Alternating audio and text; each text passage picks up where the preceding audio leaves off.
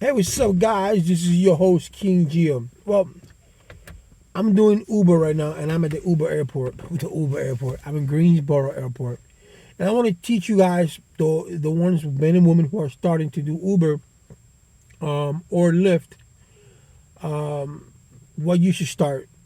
So when I started when I did Uber. I started taking little spurts here and there, $5 here, $4 there, $5 here, not knowing how the system worked until I realized, wait. I'm doing 20 to 25 runs and I'm only making $110, and I could do that on less runs. So what I do when I first come out of the house is that I make myself a chart, or not a chart. I put it in my head and said, "This is what I want to make today," because I have another job, and my job I make $110 a day. So 113. I'm sorry, and I'm working from home, so I don't need to do this. Um, if I can make more here than doing there, I'll do it. But the way I break down the system is that I wake up early in the morning, and if I'm going from my house coming down in Greensboro, and whatever fare I get, and I just keep on going from there because I gotta go anyway.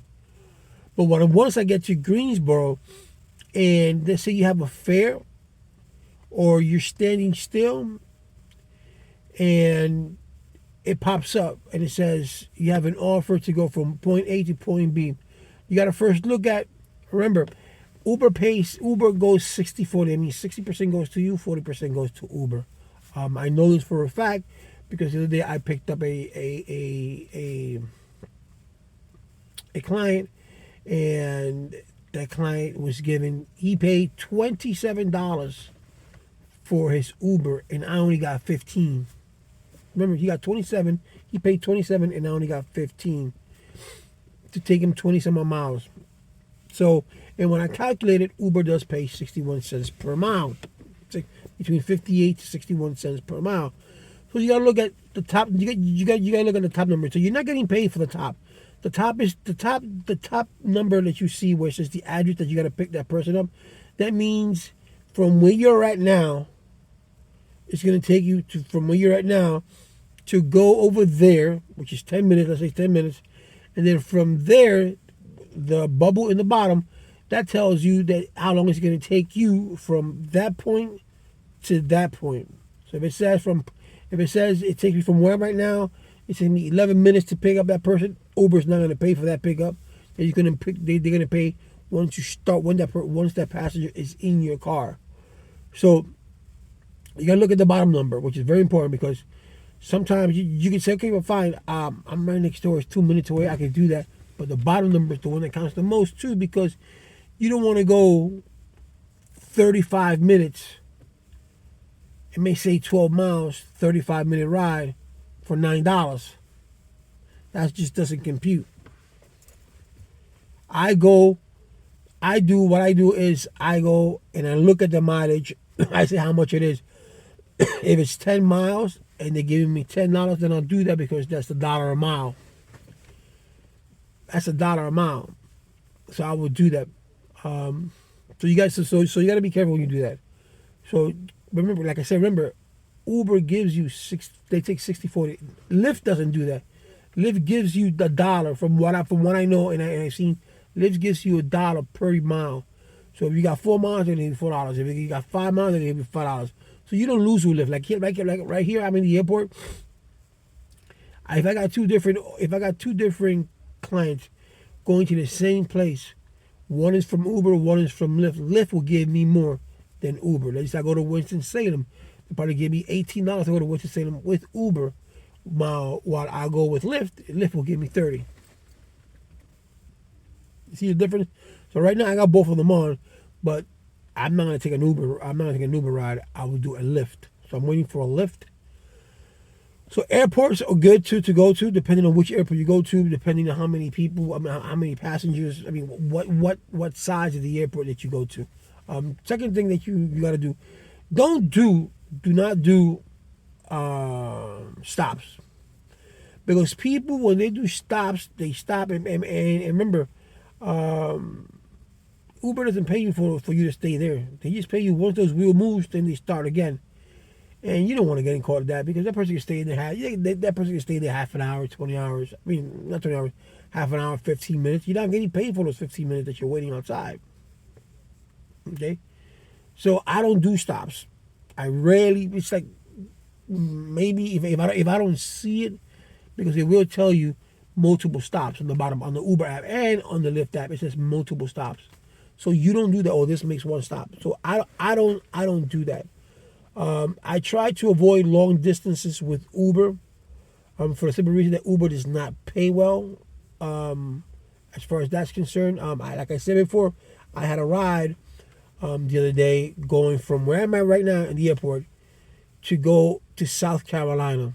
That was a 4-hour drive for $133. It came out.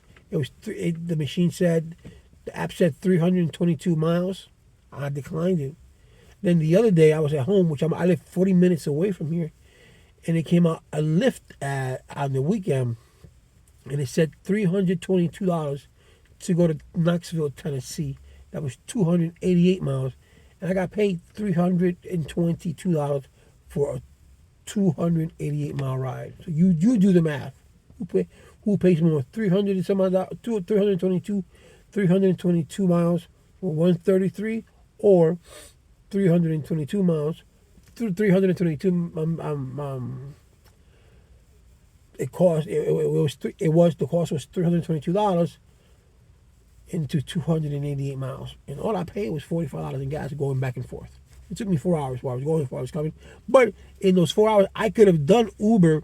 I could have done Uber or Lyft in Tennessee, but it was getting dark and it was getting congested. I was like, I don't want to be in traffic. Let me just take my money and just go home. But had I gotten to Tennessee early, around 11 or 12 o'clock in the morning, I would have done it for 2, 3, 4 hours, and then come back, get home around 9, 10 o'clock. I still remember that's gas money. It's more money for me to play with, stuff like that. Okay, that's the one thing that I do. Also, when you take rides, before you get to the ride, well, I'm from the Bronx. I can tell a shady person. So if I feel that the person is shady from a long distance, I don't let them get in the car. They had a person two guys was going to go in my car. They both had hoodie on. It was at that time it was 80 something degrees. The guy went to his pocket. He clocked like he was carrying a gun, and I just kept on driving. He goes, "Hey, what's up?" I'm gonna turn around, and I just kept on going. When I see shady people, I just don't take them. You have that right. Do not take minors. Minors are a no go on Uber unless they're 18 years old or they have a teen account. To make more money, try to make conversation with your client. If you see them on the cell phone, forget about it. Don't do anything. But when they come in, I always say, "How you doing? How was your day?" When I pick them up at the airport, what flight did you take? How was your flight? And then that conversation starts from there. And if they feel comfortable with you, they'll talk to you, and they'll blah blah blah blah blah. And hopefully, at the end of the day, they'll give you a tip. But if you basically, if I see them on their phone, I don't bother them because they're always on the phone. I always offer music, but 9 out of 10 times they tell me no because they're on their cell phone. So you just leave it as is. That's it. Also, one thing that I say, always get a dash cam. A dash cam is good. I got mine through TikTok. It was cheap dash cam. It does its job so far. Cost $8. So with a dash cam, it makes sure that it has an SD card so it can record. So when anyone gets in back of your car, it records that person. And sometimes that deters people from doing bad things, but sometimes it doesn't deter. A person's going to do what they're going to do regardless if there's cameras or no cameras at all. But it's very important that that for your safety and for your safety that doesn't happen. Or if there's a crash, you have the dash cam to protect you. If that person is at fault, you can always come out and say, it wasn't my fault, I didn't do this. Or if the customer is agitated, is belligerent, and you just have to let that person stop and cancel that ride, you're within that. You are within that right, and you have your camera to back you up. If you feel uncomfortable with a customer and that customer is being rude, you can always cancel the ride and say, I'm not from this moment on. I'm not taking you. Drop them off wherever they had. Or drop them off wherever you want to drop them off. Make sure, me personally, I would drop them off somewhere where it's safe so that nothing can happen to them. Some people just say, I get out here now, but don't let things get escalated. If you see that things are getting escalated, I see a lot of people they stay in their car. I don't do that. It's never happened to me, but my instinct, I would just get out of the car. And the person keeps yelling and blah blah blah blah blah blah. They don't want to get out of the car. And I just step out my car, I walk away, call the police, let the police come and handle it. It gives you a distance. You separate yourself from that person instead of that person being behind you. Like right now, there's nobody there, but let's just say there's someone right there, and that person got belligerent. That person could easily just swing at me, bam, boom, bam, bam, and I'm confined to a small little space.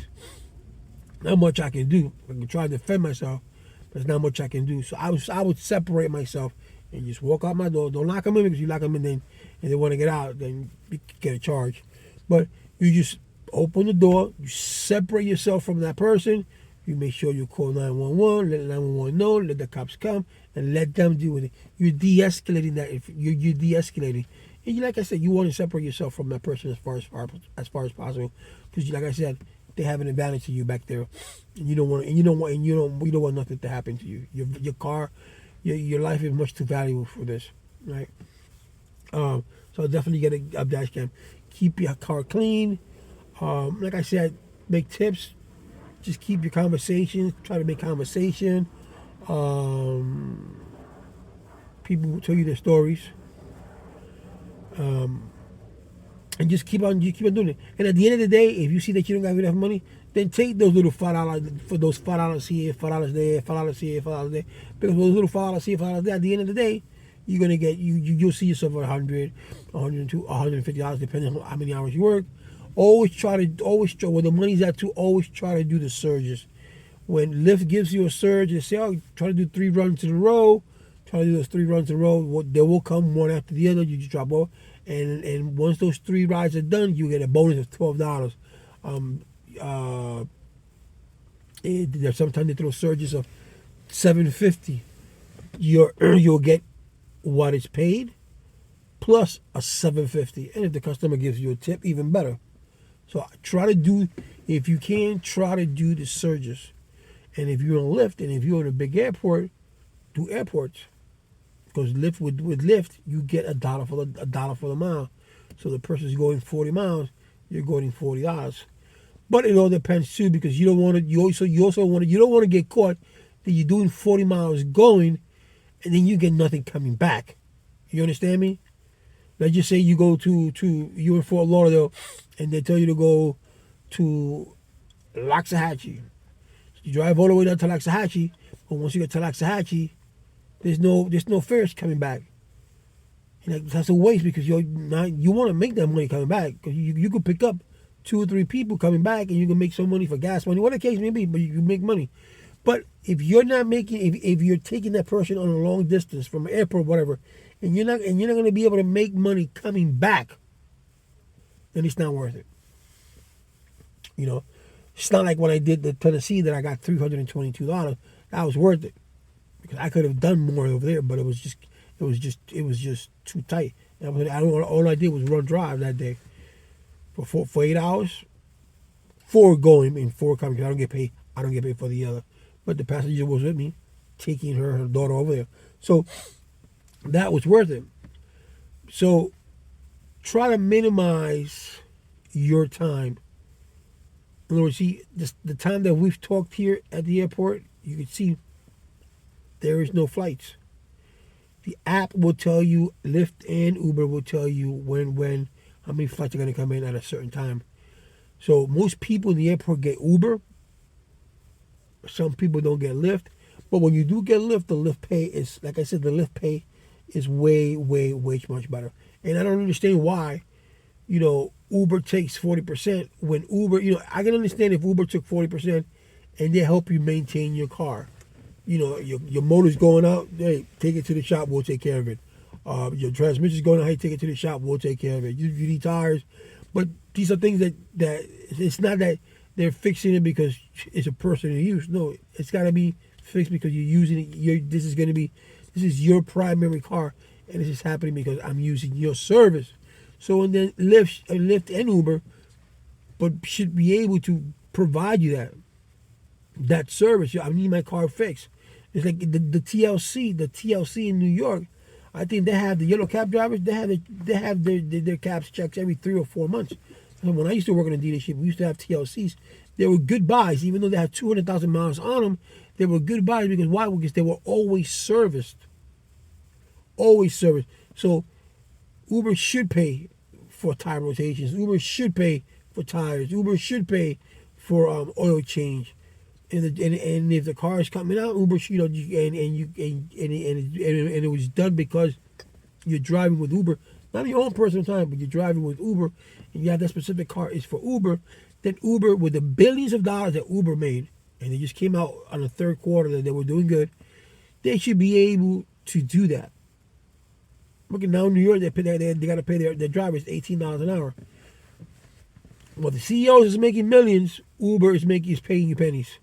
So those are the things that Uber should be doing, is providing you those kind of service. Because I read the other day a guy had in 6 years 4 cars. That means he's doing a lot of Uber, and you could do 6 years maybe 2 cars. You know, if you're doing Uber, and if Uber was smart enough, they can you can get a motor anywhere, and you just get in a motor, have someone mount that up, and blah blah, and then you still have the same car. But it's all because of motors. Why can't I say it was all because of motors? Because the guy did not specify it could have been the age discontinued. Because the Uber you have to have has to be after 15 years or 15 years before 2023. Because each state's different; they have their own guidelines. So, and that's the way it is. And the other thing, also yesterday, not just the other day, when I drove the lady I drove some Chinese guys from here. I drove Chinese guys from here to Virginia. And Virginia is an hour and a half away, and Uber just gave me $33. And the only reason that I did that was because I came back home, and I only live 20 minutes away from Virginia. So I said I'll take them up and I just go back home. But that if it would have been Lyft would have given me at least $70-$80 for that ride. I didn't have Lyft at that time. No, I did Lyft. So in certain parts, you got to be careful too. In certain parts, if your car has a title, as a salvage title, and you're doing Lyft, I don't know about Uber, but if you're doing Lyft, Lyft won't let you get there. Because when I got to Virginia and I got to Roanoke, it came out and it says we're turning you off because Roanoke does not allow Lyft that has no clean title or a salvage title. And they know that because my title is salvage. But those are the state law, or at that time the city law, the city of Roanoke, because that wasn't done in all Virginia. Because I went all the way up to Danville. So you got to be careful too that you don't want to take a ride, and then all of a sudden when you take that ride, you get there and then it blocks you out, and you don't get the address, and you don't know the address. Oh man, where's the address at? Or you actually passing you, where's the address? You got to start all over again. So just maintain that. Don't have people drinking in your car. Don't have people smoking in your car. Don't have people smoking weed in your car. If the person says, "Yo, can I smoke a blunt?" No, that's not allowed here. If they start smoking a blunt, you park your car, turn off your car, say you gotta get out. There's no smoking in my car. No blunts, no cigarettes, no vape, no nothing. Because that gives a smell to your car. And then you're gonna have other customers coming to you, onto riders coming to your car, say, "Oh, this smells." And you don't want that. You want your car to smell good. People can come in and refresh. I'm like, right now in the cold, right before you go to pick up a customer, have the heater on. So when they get in, it feels so good inside. In the winter time, it's so hot outside. When they get inside, you have the AC on. Try to accommodate them as much. You're not gonna get tips a lot. I make more money on Uber Eats than I do on this. Because people tip more on Uber Eats. But don't expect that everybody's going to tip you on Uber Drive or on Lyft. But just make sure that you maintain a rapport with them. Like I said, you see them on the cell phone, don't bother, say hello, how you doing? Always ask them how's their day, how was their flight, blah blah blah. Always, if you should go to the airport, be cordial. Go outside, see if you can help them with their baggage. And when you drop them off, help them with their baggage. And they say, "Oh, yeah, I don't need the help. Fine, no problem." But at least you offer. You try to you try to give them an unexpected service. You know what I'm saying? They don't expect you to get out the car and do this and do that. So you give them. You go beyond that and say, "Oh, I'll get your bag for you. Oh, thank you. I'll get this for you. Oh, thank you." And those things they appreciate. Because some of them be like, "Oh no, I'll do it." Okay, fine. But I always come out, give me your bag, I put it in, I put it out, I come out. Because that's just the way I am. I know about customer service for the past 20 years, 25 years. So I know what a customer wants. So I'm not going to stay in my car like I've seen other Uber drivers, Lyft drivers, and they just stay in the car and they just let the person do everything. No, you don't do that. You help that person out, and the person gives you something, amen. And the person doesn't give you something, amen too, But this is going to be something that you should look at. So if you're starting with Uber, make sure that you look at the top and the bottom. Make sure you look at the bottom and say, because it'll tell you when you drop this person off in 5 minutes, it's going to take you 13 minutes to get to this address. All right? So do you want to take this person from this address to this address for $7 or $8 when it's a 15-mile run? That's all on you. You gotta think about gas. You gotta think about the wear and tear of your car. Is it really, really worth it? Is it really worth it? So, like I said, I wish you guys luck. For me, if you gave me one of the two to do, I do Lyft. But here, where I'm at, Lyft is, there's not too many Lyft. But yesterday I made like $65 in 4 rides on a surge, and that was one after the other, within an hour. You pick one up, drop one up, pick one up, drop one up, pick one up, and I was done. I made $105 in Uber, but I started Uber at 11. So it's all up to you. It's all up to you. But just always, like I said, be vigilant who you let in your car. Always say their names to make sure who they are. A lot of people will go in the car and it's not the name on the screen. I mean, somebody else booked it for them on their account. So you got to make sure that these things add up so that you don't get the short end of stick of things, but there's money to be made. It's just you just gotta have to do a lot of driving, And don't think that because you did Uber you make $300 here, $300 there, blah blah. Keep your receipts of everything that you spend, which is gas money. Every time you put gas in your car, take the receipt when you're doing Uber or Lyft. Make sure that because it's your cell phone usage. If you buy a tire for your car, take the receipt for that. Anything that has to do with Uber, make sure you track your miles because it's all great. You can make $20,000, $30,000, $40,000, $50,000 in Uber, but at the end of the year, you have to pay taxes on that money. It's like when you're working a job that they already take the taxes away from you. You gotta put that tax inside. It's between 20 to 35%. So you gotta make sure that you have some of that money to pay back, or you have to do a lot of deductibles. And most of the times, the deductibles take care of what you have to owe. So if you owe $3,500 in taxes, and you deduct this, you deduct what you have to really deduct, it breaks out even.